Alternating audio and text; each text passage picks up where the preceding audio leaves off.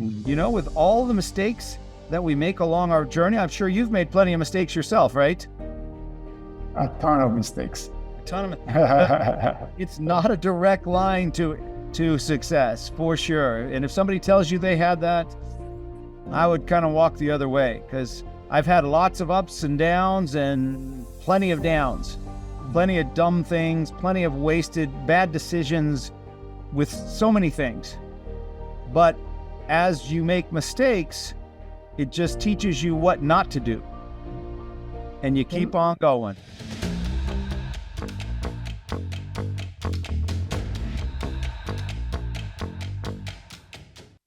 Welcome to the Break Free Podcast. I am your host, David Mancilla.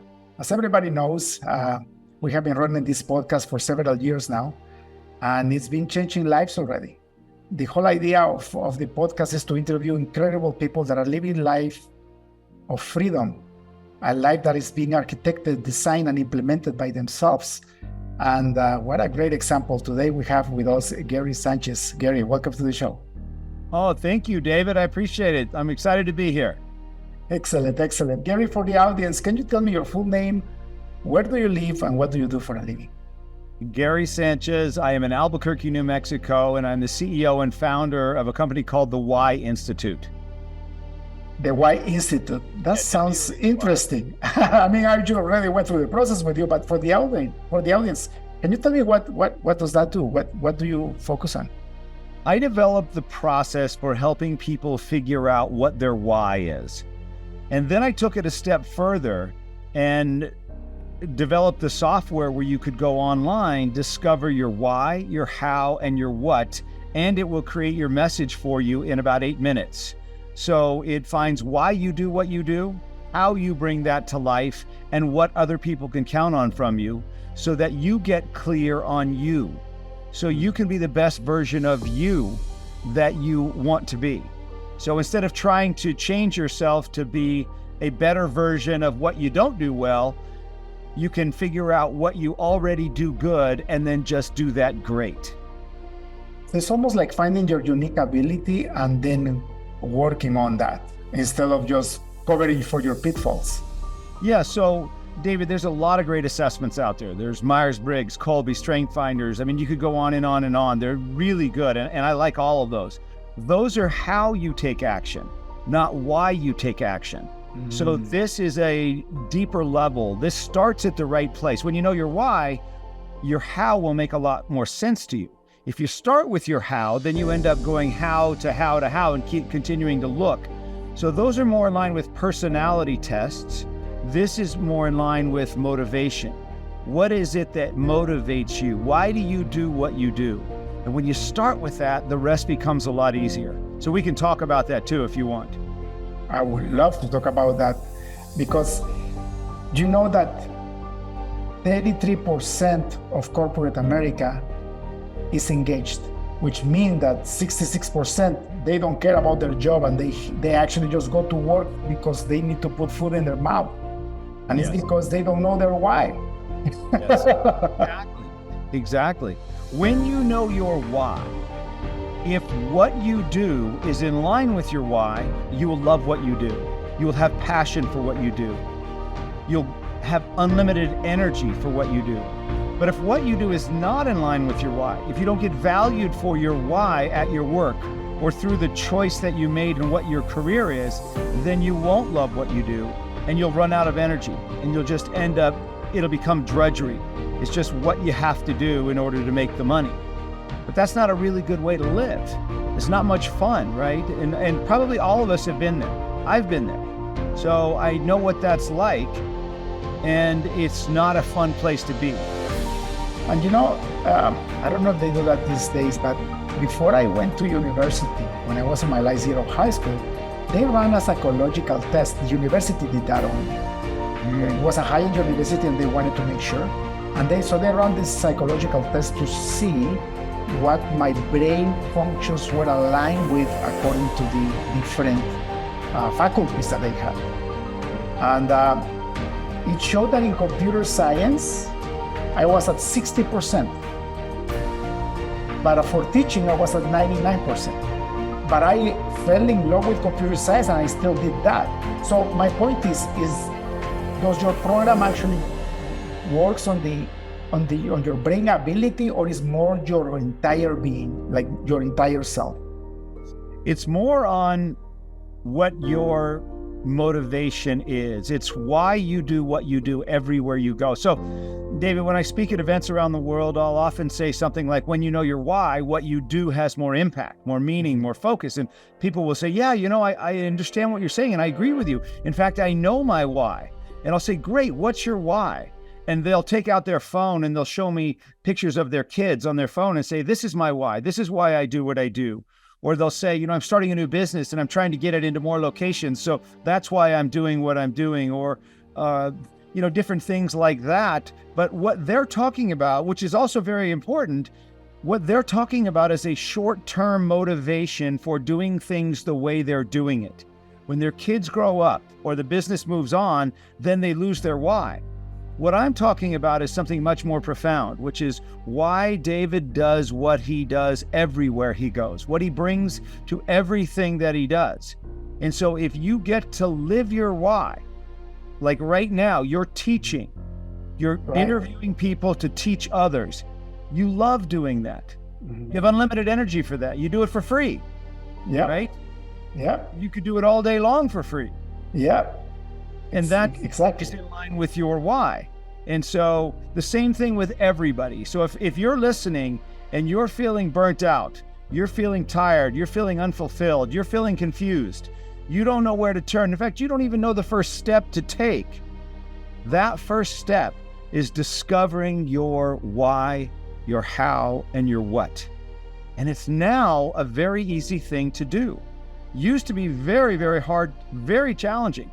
Many people talk about the value of knowing your why. That's my story. I heard about it. I had nobody to help me figure it out. So I went and figured it out myself. I worked with lots of different experts to try to get me to my why. And when I finally got there, I figured out a better way to get to my why. And then I started helping others. So my why is to find a better way and share it. How I do that is by making things clear and understandable. And ultimately, what I bring is a simple solution. So for me, David, it has to be better, it has to be clear, and it has to be simple, or I don't want it.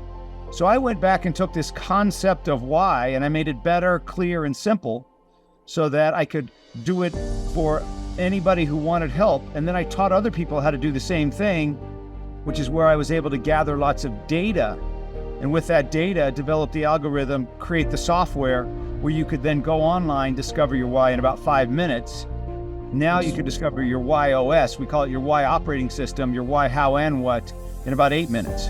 It's incredible. That's actually what I did with you, and I was blown out of the water. That was one of the reasons why I invited you to the podcast, because I want people to know about this, Tell me, what took you to that quest? Like, what did you do before the Y company? So I was a dentist for 32 years. So I want your listeners to kind of go back in their life and think about when you were in high school.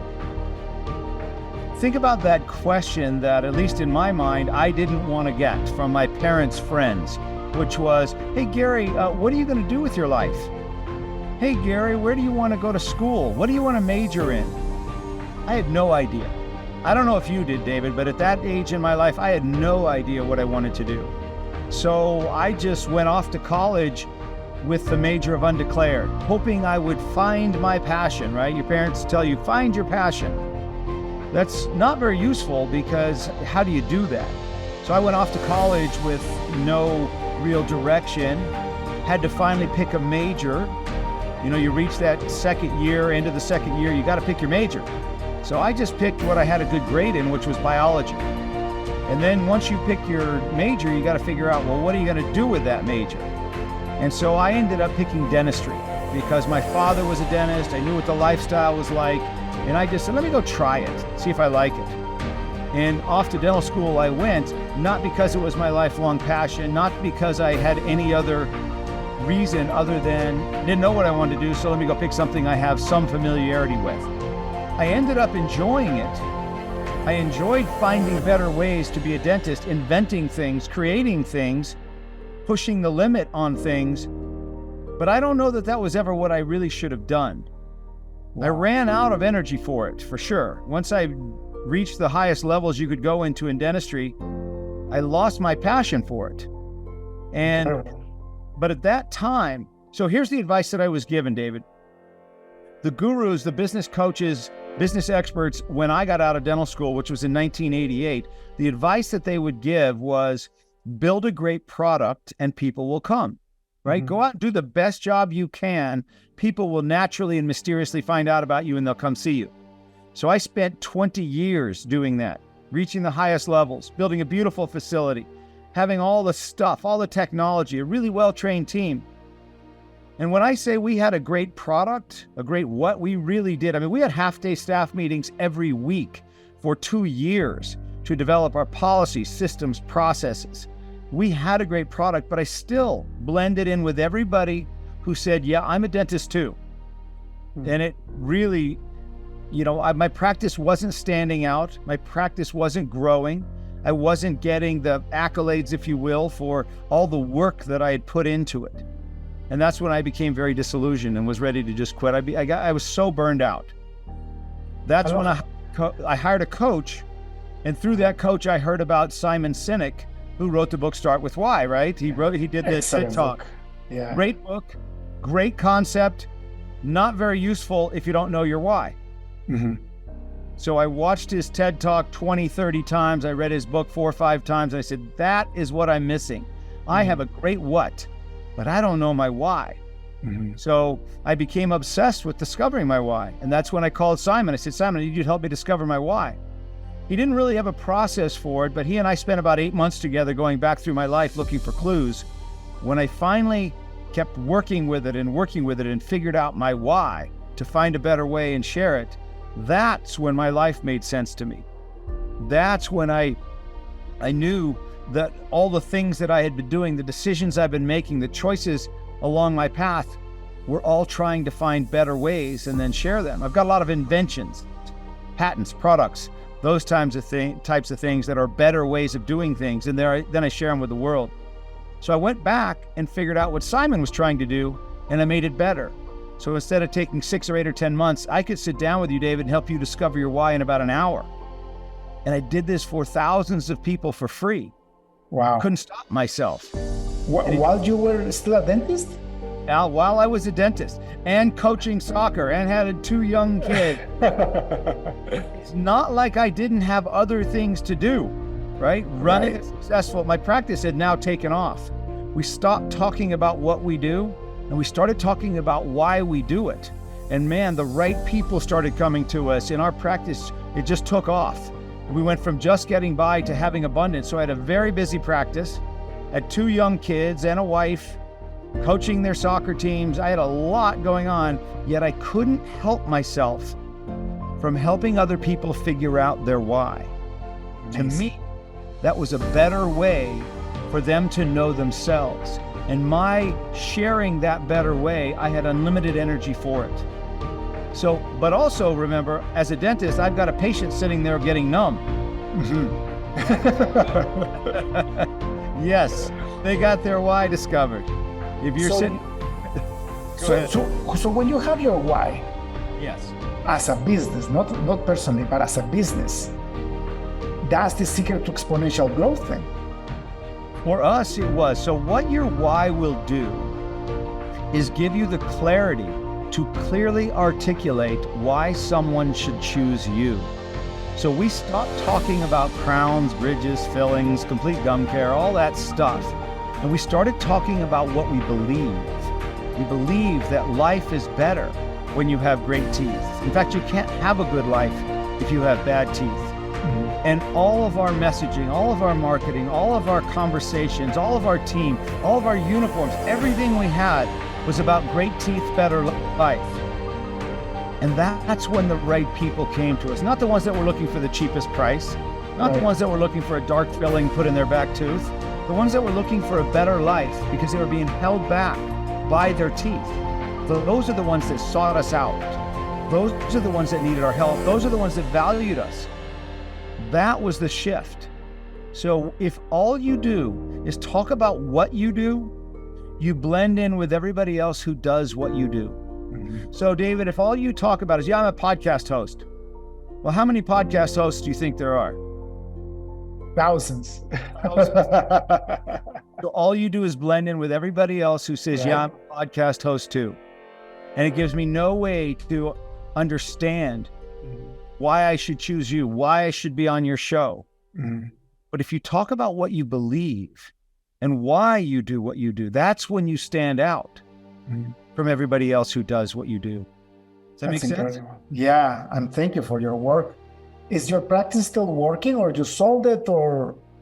Yeah, so I was practicing with my brother, and when, in fairness to him, my last 5 years as a dentist, I was very involved with the WHY Institute, and I had unlimited passion for that, and I'd pretty much lost a lot of my passion for being a dentist. So I have to be thankful to my brother for putting up with me for those last 5 years, because he's like, I'll run everything, I'll handle everything, just stay my partner and let's keep going on this ride. But then it got to the point where it was just, we both knew it was time for me to leave. And I ended up selling my half of the practice to the person he wanted as his partner. So they're doing great. They're having a wonderful time together. I was able to exit, and now, the WHY Institute is all I focus on 24/7. Love every second of it. Unlimited energy for it. Can't even remember that I was a dentist, because it's just been so much fun. So when what you do is in line with why you do what you do, in my case, showing the world a better way to know themselves, you have unlimited energy for it. So that's what it's been for me. Gary, this explains a lot. I have this God-given gift where I can see through people's eyes, and I can truly see how their soul is feeling. And the first time that I saw you, I knew you were a happy dude. You were a happy person. And it's not easy to find. On our business groups, we're all multi-millionaires. And, usually I ask people, how are you doing? And they say, I'm doing great. I had the best quarter ever in the company. And it's all about the money, right? But then I see inside their eyes, and there is emptiness sometimes, or looking for something that can bring fulfillment to their life. So number one, thank you.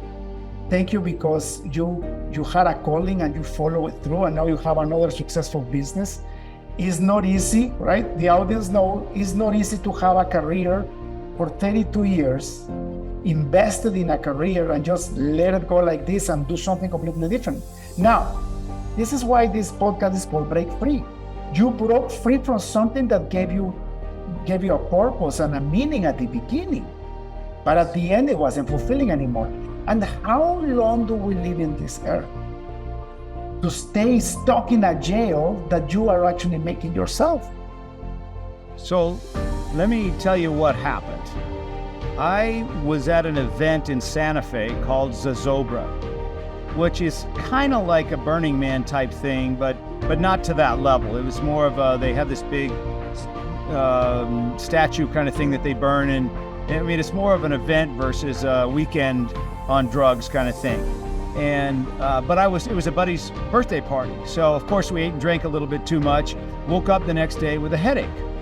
I went down to the hotel lobby and got a couple of Advil, took them, went back to bed. No big deal. One of the Advil didn't dissolve, and it lodged into my GI tract and burnt a hole right where there was an artery. And so I start bleeding internally, and I did not know it. So I drive all the way back to Albuquerque. It's an hour away. Actually went and worked out, but I just started feeling not so good, and I ended up, started throwing up blood, and blood was coming out everywhere, and I thought, that's not a good sign. So I went to the ER, and it was a very busy weekend, and I ended up having to wait in the ER for 11 hours. And by the time they finally admitted me, my blood pressure was 60/30, and I'd lost half of my blood. And so blood in your GI tract acts like a laxative. So you have to go to the restroom all the time. So I got up, so finally I'm admitted. I'm in in a room, but it's not a private room because the hospital was so busy. So I get up to go to the restroom. When I walk into the restroom, I lock the door behind me, and then I pass out and I hit my face on the sink, and I end up knocked out on the ground.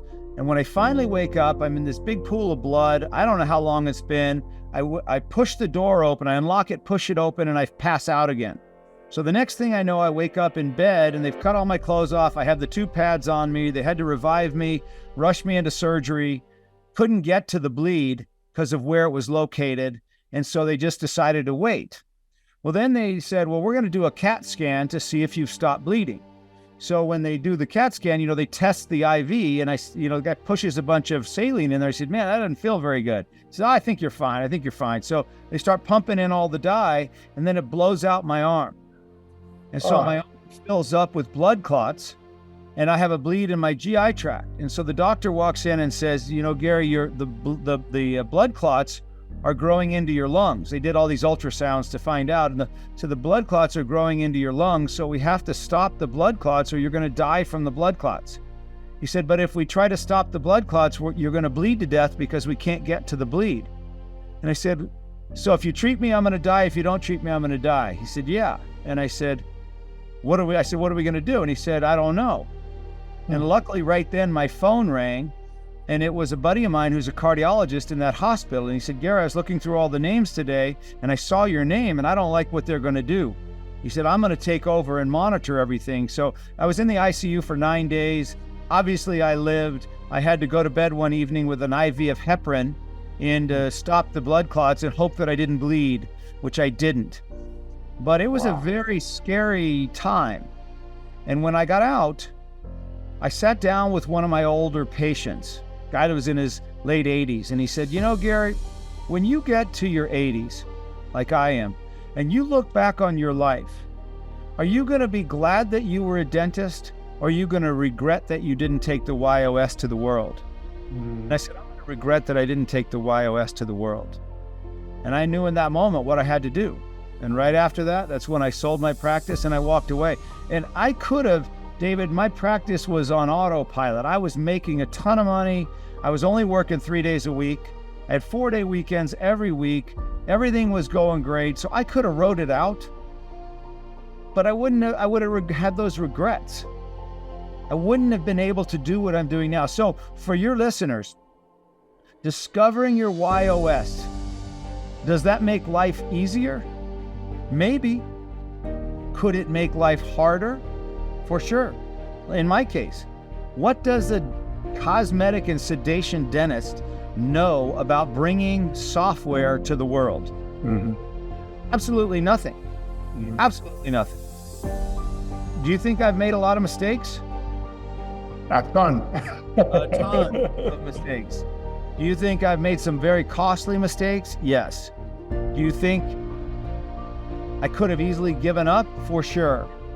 But that passion that you have for living your WHY.os will push you through it. If somebody were to ask me, how did you get to where you are now? How did you have the success that you're having now? It kind of feels like it's just because I was too dumb to give up. With all the mistakes that we make along our journey, I'm sure you've made plenty of mistakes yourself, right? A ton of mistakes. It's not a direct line to success, for sure. And if somebody tells you they had that, I would kind of walk the other way, because I've had lots of ups and downs and plenty of downs, plenty of dumb things, plenty of wasted bad decisions with so many things. But as you make mistakes, it just teaches you what not to do. And you keep on going. Some people, some like big name gurus, sometimes they tell you that you can avoid suffering. And now after 51 years in this world, I have realized that that's impossible. What I believe though is that you can have peace that transcends all understanding and joy through your suffering. And now what I look for is to rejoice in my suffering. So when I'm suffering, because I know my why, which is very important, because you can only do this if you know your why. Because I know my why through the suffering, I rejoice because I know I'm building character, I'm building resistance. And at the end of that tunnel, I'm going to be a much better version of myself, which is going to allow me to serve this world better, which is all I care about. Yes. It's fascinating what these failures will bring to you. And so if those of you that are listening, if you take your mistakes, if you take your failures and you turn them into learning experiences, then nothing's a bad deal. So set the game up to where no matter what happens, you win. Mm-hmm. If you fail, you won. If you win, you win. So set the game up to where no matter what happens, hey, I won. I figured out what didn't work. Now that means I won. Hey, I figured out what did work. That means I won. So I think John Maxwell was the first one that says, you either win or you learn, if you have the right attitude. Totally agree. Now let's talk about suffering. Okay, let's talk about suffering a little bit behind. You are telling me that because you swallow a pill that didn't dissolve, you almost died. Which is ridiculous. So you're saying what I said. I'm sitting in the hospital bed. My arm is swollen. The doctor tells me I'm going to die. And I'm thinking in my head, no freaking way. This is what's going to get me? An Advil? An Advil is what's going to kill me? I think, jumping out of a helicopter, okay. Diving off a cliff, all right, I understand. But an Advil? That in itself bummed me out. I got to have a better story than this. But luckily it didn't happen. In that moment, it sure felt that way. But luckily, a lot of things happened. And a lot of things happened, if for your listeners, if you've ever been in the hospital that long, in the ICU that long, you have a new appreciation for what that's like. Because as somebody visiting someone in the hospital, you don't get it. When you're that person in the bed, completely different perspective. And I can tell you, for me, besides the worst thing about being in the ICU for 9 days is you get no sleep. How do you do right now, David, with one night of no sleep? It's horrible. Yeah, how about 2 nights of no sleep? Well, that's how they torture people, right? Yes. They do sleep deprivation.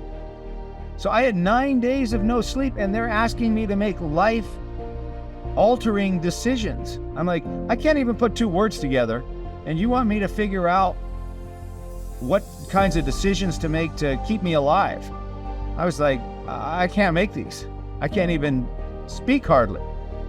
So that was the most challenging thing in being in the ICU for that many days. The second most odd, painful thing, if you will, that I never expected was they drew blood 45 times from my right arm, from this arm right here, 45 times, and then put tape on my skin and ripped tape off of my skin 45 times. So I didn't have any concept of what that would be like. And it's something that sounds so simple, right? They're just taking a blood test. My wife was just in the ICU. She was getting her thyroid out. And the day right after, they needed to test blood for their levels, for her hormone levels, because they were critical. I didn't know. Did you know that the thyroid controls even your heart rate? It's crazy. So by the 3rd day, it was so horrible. Her arm full of holes, and it was swollen, and they had to use the other arm. I'm like, just that alone was a torture. Yes, I had both arms and my, and my hand. I had an IV in all 3, and it was, just little things that you don't expect, and I'm sure there's plenty of people listening to this that have been through way worse than what I went through, but I have a new appreciation for you. And I have a new appreciation for people that are sitting in the hospital. When I got out, I went and spoke at the graduation of the phlebotomy the new phlebotomy class. I said, I had such a negative experience. I have to go talk to the people that are going to be taking blood from others. And I told them what it was like. I broke it up into 3 things. I was trying to help them find a better way, right? I found a better way. I've given probably 1 million shots as a dentist. So I know how to do it where it doesn't hurt. Mm-hmm. And I went through hell with all that stuff. It was not fun and it was unnecessary. Mm-hmm. It didn't have to happen. So I went and talked to the phlebotomy graduating class and I shared with them my experience. Before the poke, the big poke, and after the poke. Because they would always come and say, okay, big poke. I'm like, why did you say big poke? Mm-hmm. So, because that just sets you up for something very uncomfortable. And I don't know how the heck we ended up on talking about this. But I'm actually formulating a point because I don't believe in coincidences anymore. As you know, I'm a born again Christian. I'm a believer in Jesus Christ as our Lord and Savior. But I can see patterns. I'm also an intelligent guy. I have 2 computer science degrees. I run 7 businesses. God has blessed me immensely on that side of my life. But here you were not fulfilled in your practice anymore. You were making a ton of money still, right? Yep. Now you get this, and then you taste almost death. And now your passion becomes your why institute. Tell me, has any failure in your journey to build your institute been worse than those 9 days in the ICU? No. That's my point. Here's how I look at it. Right? I feel like before all of that, God was saying to me, are you ready to listen? No, I got this. All right, I hurt my shoulder, tore my rotator cuff. All right, Gary, you ready to listen? No, I got this. I got it. I can handle it. It kept getting worse and worse and worse. And finally, even when I got in the hospital, God saying, are you ready to listen? No, I got it. Finally, when there was nothing left, when I was told I'm going to die, it was like God knocking on my, tapping me on the shoulder. Are you ready to listen? And I was like, yes, I am finally ready to listen. Let's talk. And that's what I needed to just give me a slap across the face and said, okay, what do you want me to do? And it's true. When you don't have your health, you instantly change your priorities in life. Instantly, right? And I'm not talking about a cold, right? No. I'm talking something that can happen to you or to my wife. You realize how vulnerable you are, that you don't have no idea how long you have left. And what a sad story to go to your deathbed thinking that you could have done this and that and you never had the guts to do it because you didn't want to suffer, because you're not suffering anyways. Because suffering would have been staying in your practice. My God, this is becoming one of the best podcasts that I've done recently because it's true, right? Like I have shivers right now. Like find your calling. Go to your website and do the exam and find your why and then execute. Yeah. Before it's too late, right? So if I have a friend that when we've known each other since we were 5 years old. And when I graduated from high school, I went off to college. When he graduated, he chose not to go to college and just partied his brains out until he hit rock bottom. And so he hits rock bottom at, let's say, age 23. And then he starts to develop himself. So from age 23 to now 60, he's been on a trajectory like this. So his runway was, 37 years. So for 37 years, he's been on a great path. He had a couple of years on a bad path, or now 37 years on the right path. Where a lot of us go through our lives doing what we think we should do, living life by default, picking a career that we had to pick in the moment to either make money or because we had to make a decision. And then we get involved in it, and then we start accumulating things. Spouse, kids, house, cars, stuff. And now we're stuck. We can't get out of it until we're, say, 40s, maybe even 50. Mhm. And now we say, okay, I wish I would have known this when I was younger, but with what I have left, now I want to do what I want to do. But now your runway is from 40 or 50 to retirement age or to where you can't work. So you don't have as much time. My friend who screwed up at a really young age has had many years on the right path, done extremely well, way better than I have. Yet he failed early and had that runway. I went along doing something that I thought was what I should do, and then ended up changing at a later year, at a later, when I was older. So I have much less runway to have the impact that I really want to make. Mhm. So the earlier you fail, or the earlier you discover your WHY.os, the longer the runway you're going to have, the bigger the impact you can have, the longer you get to live your passion, the more enjoyable your life is going to be, the better decisions you can make.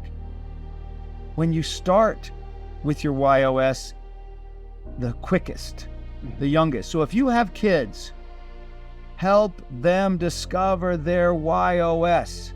Mhm. Get them on the right path at that age, and not age 40 or 50 or 55 or 60. Do it young. Help them young. Does that make sense, David? It makes a lot of sense, and I wish we get millions of downloads of this episode. Help me promote it, because some people don't make it. Some people, for example, some people their parents tell them, you ought to be a doctor or a lawyer, and they follow their parents because they have no idea what to do. And before they know, they spend a ton of money in their education, and then they are stuck in a career that they don't like, and they are too afraid to move because they are too comfortable. And being comfortable is what kills you. And it kills, and I think God has given us, every single one of us, different talents, different gifts. Don't get me wrong. Like I said, I have 2 computer science degrees. I fell in love with programming since I didn't have your problem. When I was 14 years old, I was writing software back in the 80s. But that was not my final talent. My final talent was really to teach. And actually, the university told me, and I didn't believe it because I wanted to do computers. That's fine. But at least I had the opportunity to become a leader in my business, to actually have the challenge and the courage to break out of a corporate job and make my own business, which gave me the ability to become a leader, which gave me the ability to become a teacher. Yes. Right now at the company, they call me the Chief Advisor Officer. I'm not the CEO anymore because all I do is give advice. Because I spend my days doing podcasts and teaching people. What a blessing, right? And how many times have you gotten your rear end kicked to get you to where you are now? I couldn't even count them, right? Like even last year, like as early as last year still, with all these years of experience. There's nothing worse in life for me to being bored. Because when you're bored, you're not fulfilling your God-given path in life. When you're bored, when you don't know what else to watch and you've been watching TV for 7 hours, you really have to have a soul search and think, what's going on with me? Like, this is not normal. What is the website name? Our website is WHY Institute, whyinstitute.com. That's the first thing you need to do, because you know what you did? You created an automated compass where you can see your true north. Yes. You have to find your true north. Yes. And then take the step, go get your ass kicked. It's okay. It's okay. So another good friend of mine, we were just having this conversation the other day. He's a Israeli Special Forces guy. His name is Eitan. And Eitan is one of those guys that could do anything, right? And no matter what you're talking about, he's read the book, knows all about it, has already figured it out, got it handled. So he's in his early 30s, and he leaves his predictable job, his consistent job as a chief marketing officer, and starts his own business. So in the process of a few months, he starts his own business, buys a house, gets married. So it's probably about a year, has a child. And so I'm telling him, Eitan, that's a lot of stuff coming your way. That's a lot you're going to have to handle. Oh no, I got it. I've read the books. I know all about it. I got it all figured out. We got this. We got it all arranged. I said, okay. So a couple months later, we get together and I said, so how's it going? And he is bloodshot. He hasn't slept in a week. He looks horrible. And he just looks like a beaten man. And he said, I had no idea what I didn't know. I had no concept of what it's like to start a business, no concept of what it's like to have a house. I have a new baby that has colic. I haven't slept in forever. He said, not a clue what this was like. And he got his butt kicked so hard that he had to reevaluate so much of what he was doing. But I can tell you right now, that story of him getting his butt kicked is what has propelled him to some of the highest levels within the digital marketing world, working with the top people, being on the top stages, being on the top podcasts that quickly because he shared his failure. He shared the value. And this is going to be the title of my next book. It's going to be The Power of Getting Your Ass Kicked. That's beautiful. I love the way you say it. I know, because that's the truth. There's so much power in that. But if you don't step out to try it, so figure out your WHY.os. Figure out where you can live it so you have passion for what you do. When you get your ass kicked, you have energy to stay in it, and then just go do it. Because there's no way around a good old ass kicking, I don't think. I've never seen it. You know this concept of the rite of passage? It's ancient. If you look at the Bible in the Old Testament, the Israelites went through the desert for 40 years. Desert, like the desert. Yes. But it's what it took for them to mature enough in order to take the promised land. Because they were going to face literally giants and walls that were 60 feet tall and 40 feet wide, and these huge armies. But the desert prepared you. So never underestimate your desert. You're gonna suffer through the desert. But if you know that you're getting prepared for your future, if you know that you're gonna come out with the weapons that you need to take your promised land, brother, it's a time of rejoicing and a time to focus, to go through that pain, through that suffering, and learn the lessons, because that's what the rite of passage is for. To learn the lessons so that you can succeed in your next stage in life. The problem is that people are too afraid to go through the desert. So they rather stay in their comfort zone and they make nothing of themselves. And then they waste their precious life. Jim Rohn has one of my favorite quotes. And he says, set a goal for what it will make of you to achieve it. For what it will make of you to achieve it. So set a big goal for what you have to become in order to achieve that goal. And the gift is what you become in that journey, right? It's not reaching the goal.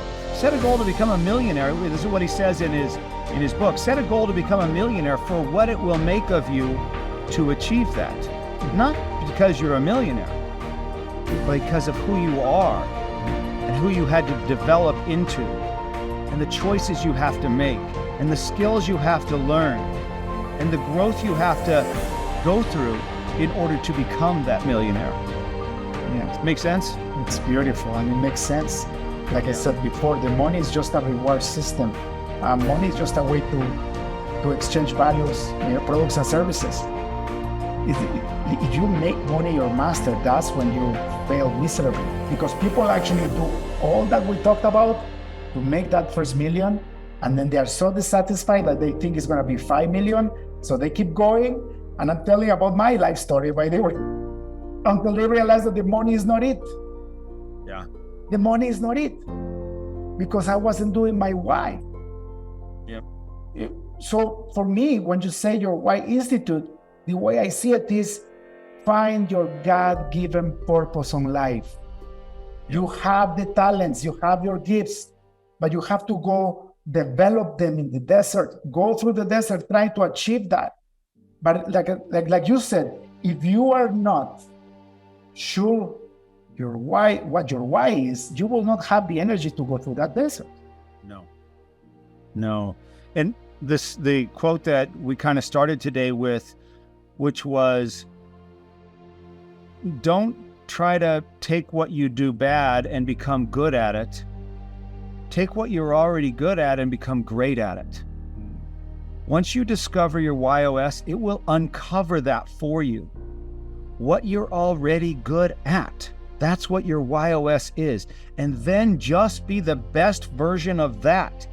And you will have a wonderful life. Don't change. Don't change. Discover you and then be you. And that's all you have to do. You know, when we talk about, you hear often, change your brain, change your life, change this, change your life.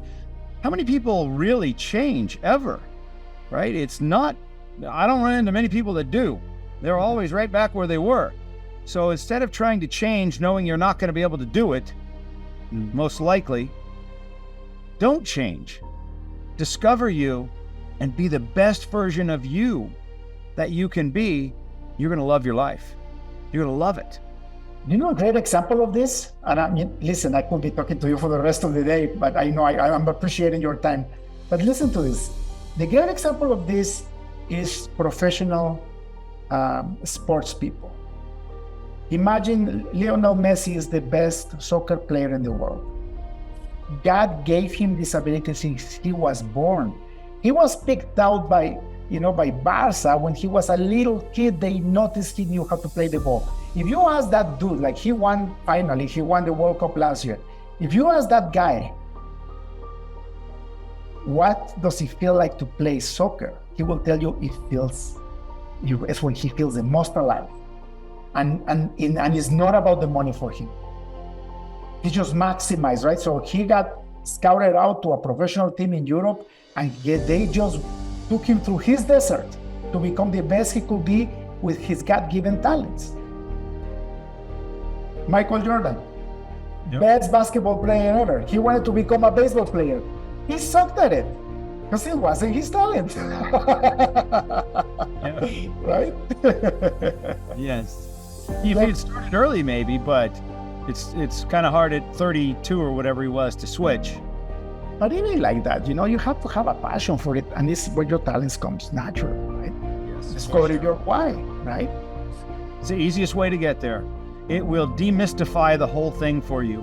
It will just take this concept of, how do I find my passion and my purpose and my direction, and it will demystify it for you so that now you know what to do. My vision. So the vision of the Why Institute is to be the first step in self-awareness. That's what our vision is, to be the first step in self-awareness. When you're trying to figure out who you are, there's so many options, but if you start with your why, and in our case, your WHY.os, the rest will become a lot easier. Knowing your WHY.os is 3 times stronger, 3 times more powerful than just knowing your why. So get your WHY.os, then decide what you want to do that allows you to live your WHY.os, and you will love what you do. There's no way around it. It makes this process better, clear, and simple. And that's what it has to be for me to want it. Wouldn't it be beautiful if it was a requirement for graduating high school students to take your WHY.os test? That's where we're going. I love the way you say that, because that's exactly, if you start them at that age, oh my gosh, our goal is to impact 1 billion people in the next 15 years. Imagine if 1 billion people were clear on what their purpose is, what their direction is, and what they should do with their life. What an impact we could make. You know what I bet? Addictions will become extinct, because addictions, all they are is a way to numb the pain. And pain comes when your life is not aligned to what you're supposed to do in life. You got it. Yep. It's crazy. This just came to me, right? All it is numbing the pain. And the pain comes when you're not doing what you're supposed to do in life. That's as simple as that. Love it. That's exactly right. Crazy, eh? Yes. Gary, brother, thank you so much for your time. One last question before we finish the podcast. If you had access to a billboard in front of the busiest highway on earth, what would you write in it? Discover your WHY.os. It's the first step in you knowing you. You knowing you. Beautiful. Gary, on behalf of humanity, I thank you so much for making your calling. For the audience, it's never too late. It's never too late. I'd rather live 5 years fulfilled and then die than live my whole life unfulfilled and then die, right? It's never too late. David. If people like to find you online, you already gave me your website, but can you please just share again where can they find you and where can they find your services? Yeah, go to whyinstitute.com, WHY.institute.com. You'll be able to take the Why Discovery or the WHY.os Discovery. I would recommend just doing the WHY.os Discovery because it'll find your why, how, and what, and build your message for you and give you so much clarity as to who you are and what direction you should go, or how to build your messaging and marketing and branding if you already have a direction that you're going. You can find me on LinkedIn as well at just look for my name, Gary Sanchez, and you'll see me there, and happy to interact with whoever finds me. So thanks for having me on the podcast today, David. I really appreciate it.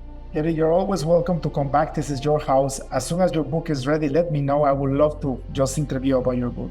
I read most of it today, so it's in the editing stage right now. Awesome. Blessings, Gary. Cheers. Thank you, David. Bye. That's all for today's episode of the Break Free podcast. Head on over to iTunes and subscribe to the show. Starting your own business can be tough, but it doesn't have to be. Visit davidmansilla.com to pick up a copy of the #1 international best-selling book, Breaking Out of Corporate Jail. Expand what you consider to be possible and reach your full potential. And join us on the next episode.